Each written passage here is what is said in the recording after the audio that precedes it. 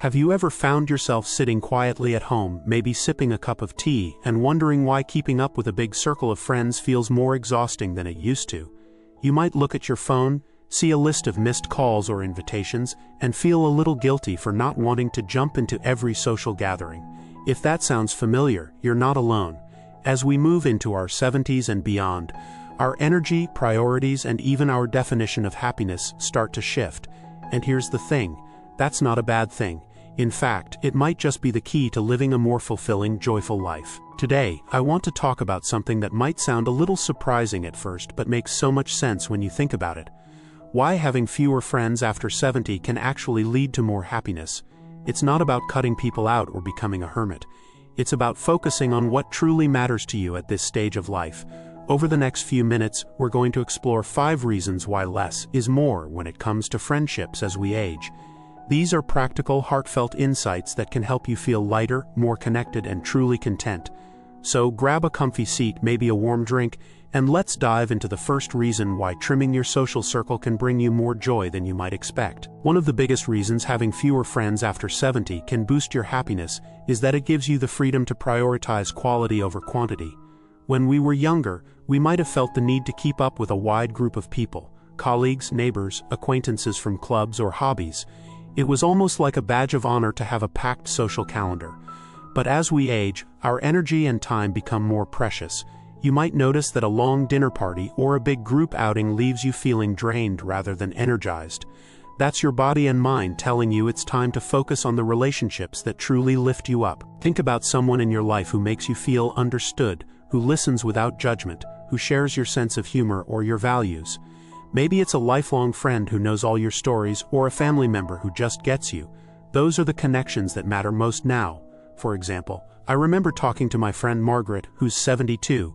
She used to host huge gatherings every weekend, but she told me recently that she's happiest now just having coffee with her 2 closest friends every couple of weeks. They laugh, they share memories, and she leaves those meetups feeling full of joy instead of worn out. By focusing on those deep, meaningful connections, you're not spreading yourself thin. You're giving your heart and energy to the people who make you feel your best. This doesn't mean you have to say goodbye to everyone else. It's about being intentional with your time. Maybe you keep in touch with a larger group through occasional phone calls or holiday cards, but you save your in-person energy for the handful of people who truly matter. It's like tending a garden. You don't need 100 plants to make it beautiful. You just need a few that you nurture with care. So take a moment to think about who those people are in your life. Who makes you feel seen and valued? Those are the friendships worth pouring your energy into. Now let's move into another reason why fewer friends can lead to more happiness. It gives you space to rediscover yourself.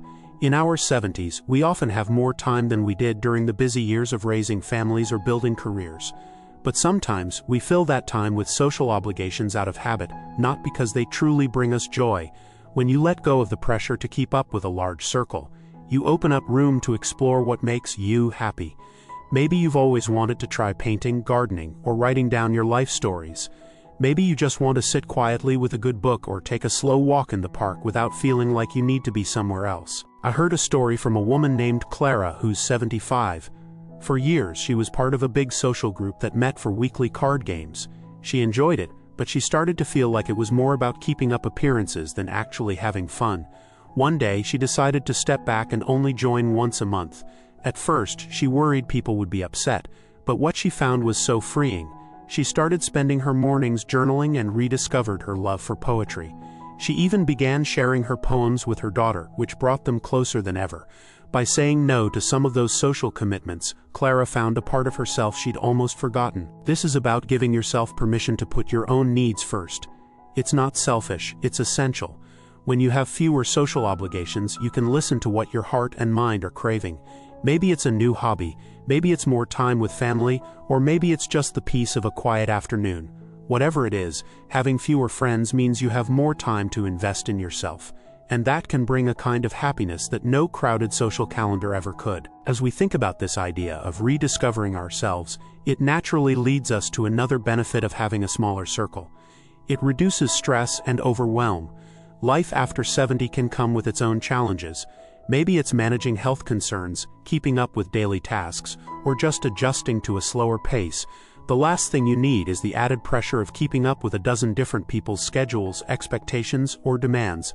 A smaller circle means fewer commitments, fewer misunderstandings, and less emotional clutter. It's like clearing out a crowded room so you can finally breathe. Let's talk about that next.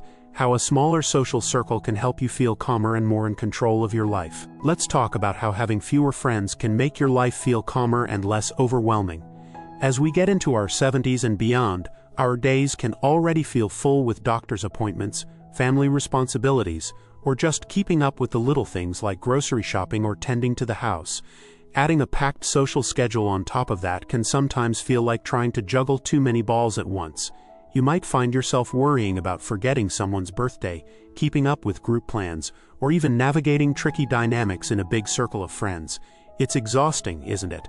But when you choose to focus on a smaller, tighter circle, you're giving yourself permission to let go of that stress and create a life that feels more manageable and peaceful. Think about it this way. Every relationship, even a casual one, takes energy. It's not just the time you spend together, it's the mental space it occupies. Maybe you're worrying about what someone thinks of you, or you feel obligated to attend an event you're not really excited about. Those little moments add up, and they can leave you feeling stretched thin. I was talking to a gentleman named Tom who's 78, and he shared how he used to feel guilty saying no to invitations from his old work buddies.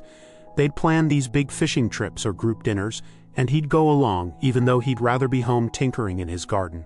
When he finally started saying no and focused on just a couple of close friends, he felt like a weight had been lifted. He said it was like he could finally breathe again, knowing he wasn't letting anyone down by simply being honest about what he wanted. This is where a smaller circle really shines. With fewer people to keep up with, you have fewer expectations to manage. You don't have to worry about coordinating schedules with a dozen different folks or navigating complicated group dynamics. Instead, you can focus on the relationships that feel easy and natural, the ones where you don't have to put on a show or feel like you're performing. It's about quality time, not quantity. Maybe it's a weekly phone call with a dear friend who lives far away, or a quiet lunch with someone who makes you laugh. Those moments are so much more rejuvenating than a calendar full of obligations that leave you feeling drained. And here's a practical tip. If you're feeling overwhelmed by your social circle, try this. Take a piece of paper and write down the names of the people you spend the most time with. Then, next to each name, jot down how you feel after you're with them. Do you feel energized and happy, or do you feel tired, maybe even a little frustrated?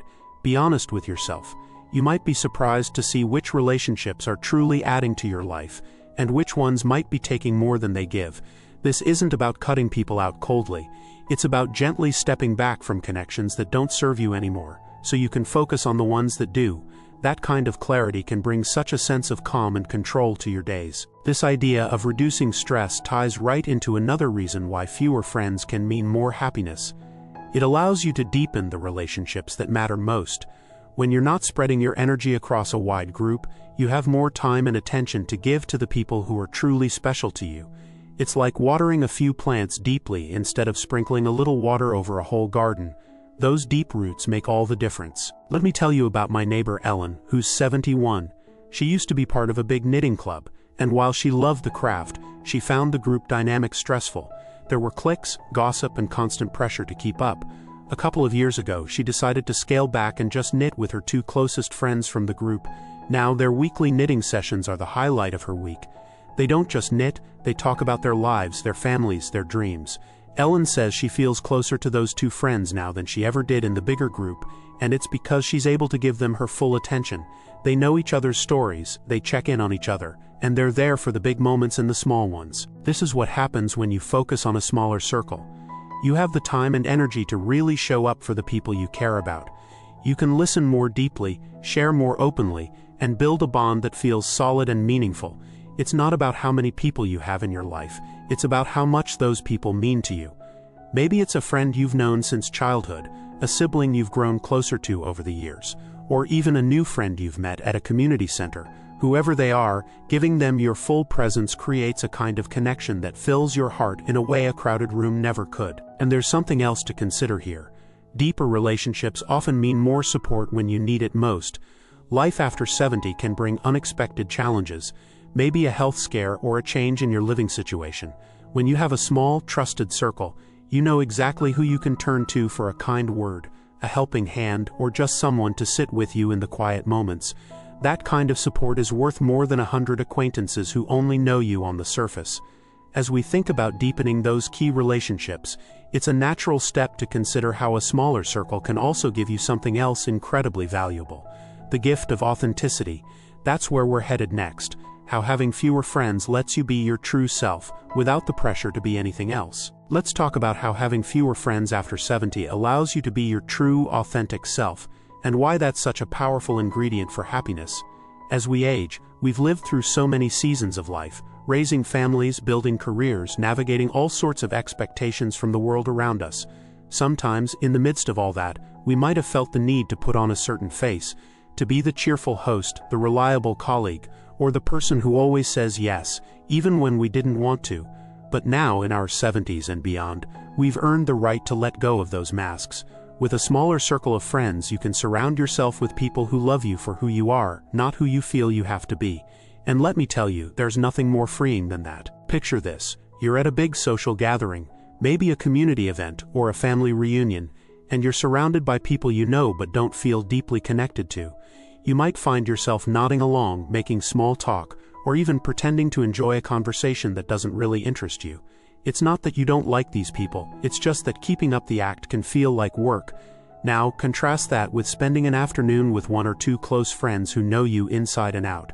You can laugh about something silly, share a worry without fear of judgment, or even sit in comfortable silence without feeling like you need to fill the space.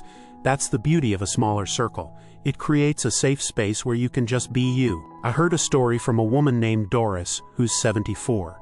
She used to be part of a large book club, and while she loved reading, she often felt like she had to agree with the group's opinions or present herself in a certain way to fit in.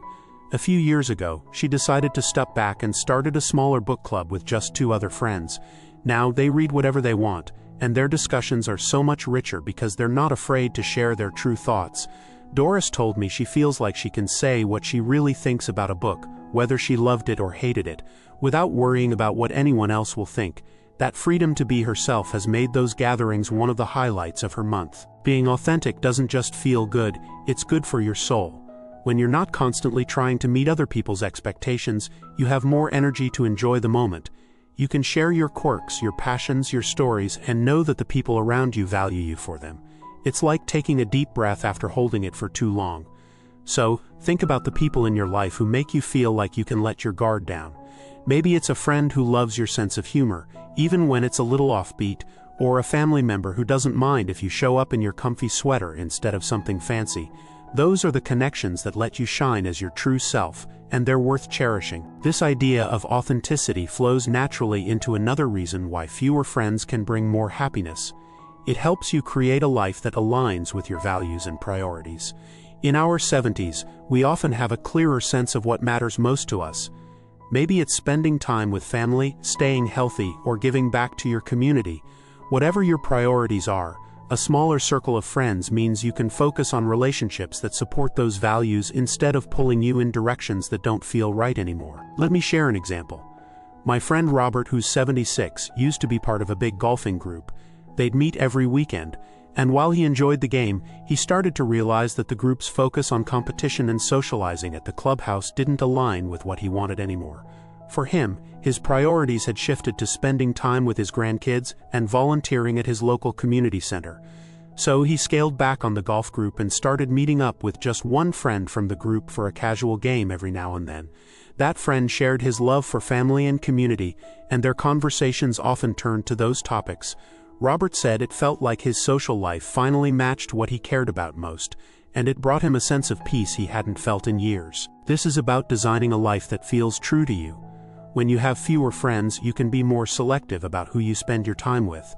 You can choose people who share your values, whether that's a love for simple pleasures like gardening, a commitment to faith or spirituality, or a passion for lifelong learning. It's not about judging others or thinking your priorities are better. It's about surrounding yourself with people who make it easier to live the life you want. And when your social circle reflects your values, every interaction feels more meaningful, more purposeful. So as we wrap up these thoughts, let me leave you with this. Having fewer friends after 70 isn't about closing yourself off. It's about opening up to the things that make you happiest. It's about choosing quality over quantity, giving yourself space to rediscover who you are, reducing stress, deepening the relationships that matter, and living authentically in a way that aligns with your heart. If you're finding these ideas helpful, I'd love to hear your thoughts in the comments below. What's one relationship in your life that brings you joy? Or maybe there's a step you're thinking about taking to simplify your social circle. Share it with us.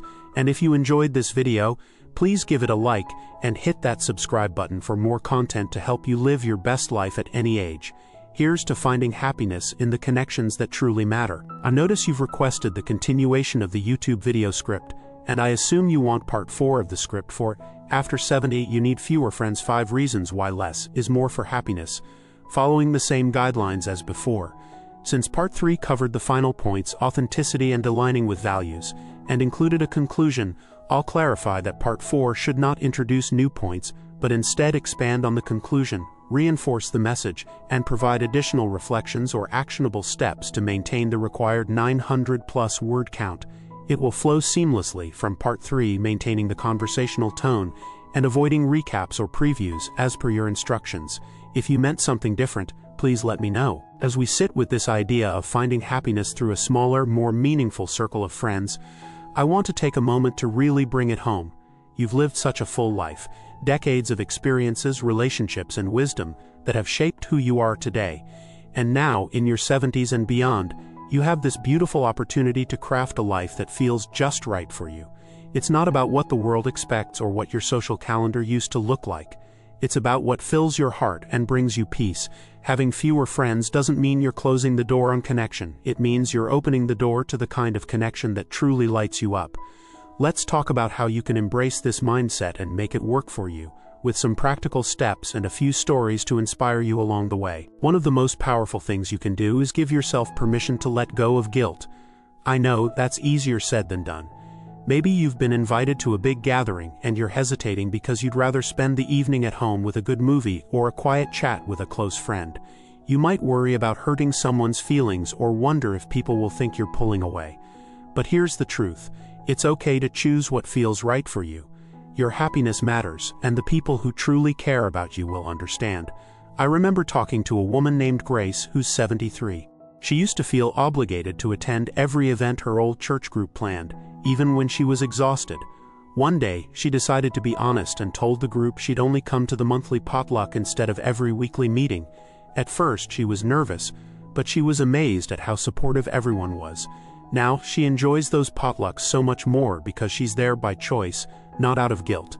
Letting go of that pressure allowed her to show up as her best self, and her friendships became even stronger. If you're wondering how to start this process, try something simple. The next time you get an invitation, pause and ask yourself, does this excite me? Do I feel energized thinking about it? If the answer is no, it's okay to politely decline. You don't need a big explanation, just a kind, "Thank you so much, but I'm going to pass this time."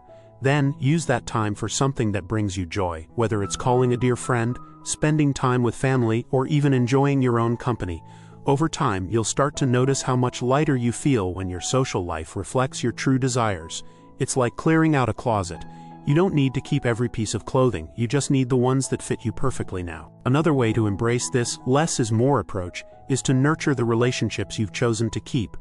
Those special people in your life, the ones who make you laugh, who listen, who share your values, deserve your time and attention. And the beautiful thing is, deepening those connections doesn't always require grand gestures. Sometimes, it's the small moments that mean the most. I think of my friend Harold, who's 77. He has one best friend, Jim, and they've known each other for decades. They don't see each other every day, but every Sunday, Harold calls Jim for a 20-minute chat. They talk about everything, old memories, their grandkids, even what they're watching on TV. Harold says those calls are like a little gift he gives himself every week. It's a reminder that he's not alone, that someone out there knows him and cares. What's something small you could do to show your closest friends or family how much they mean to you? Maybe it's a handwritten note, a quick coffee date, or just picking up the phone to say hello. Those little acts of connection can make your relationships feel richer and more fulfilling. And let's not forget the joy of your own company. Having fewer friends means you have more time to spend with yourself, and that can be a gift in itself. You've got so much wisdom, so many stories, and maybe even some dreams you haven't explored yet. Use this time to reconnect with what makes you you. Maybe you love music, put on your favorite album and let yourself get lost in it. Or maybe you've always wanted to try something new, like sketching or learning a few words in another language. I heard about a man named Frank who's 80, and after scaling back his social commitments, he started taking online photography classes. He said it wasn't just about the pictures, it was about seeing the world through fresh eyes. What's something you've always wanted to try? Having a smaller circle gives you the space to explore those passions, and that can bring a kind of happiness you might not have expected. As you think about these ideas, remember that this journey is yours to shape. There's no right or wrong way to build your social life. It's about what feels good for you. If you love a quiet life with just a couple of close friends, that's perfect. If you enjoy occasional group outings but keep your inner circle small, that's wonderful too. The key is to be intentional, to choose connections that lift you up and let go of the ones that weigh you down. You've spent so many years giving to others. Now it's time to give to yourself. You deserve a life filled with joy, peace, and the kind of friendships that make every moment brighter. I hope this has given you some food for thought and maybe even a little spark of inspiration. I'd love to hear from you in the comments. What's one thing you're going to try to simplify your social life or deepen a special friendship? Maybe you've already started this journey. Share your story with us. Your experiences could inspire someone else watching this video. And if you found this helpful, please give it a thumbs up and subscribe to the channel for more tips on living your best life at any age. Let's keep this conversation going, and here's to finding happiness in the connections that matter most. Thank you for being here, and I'll see you in the next video.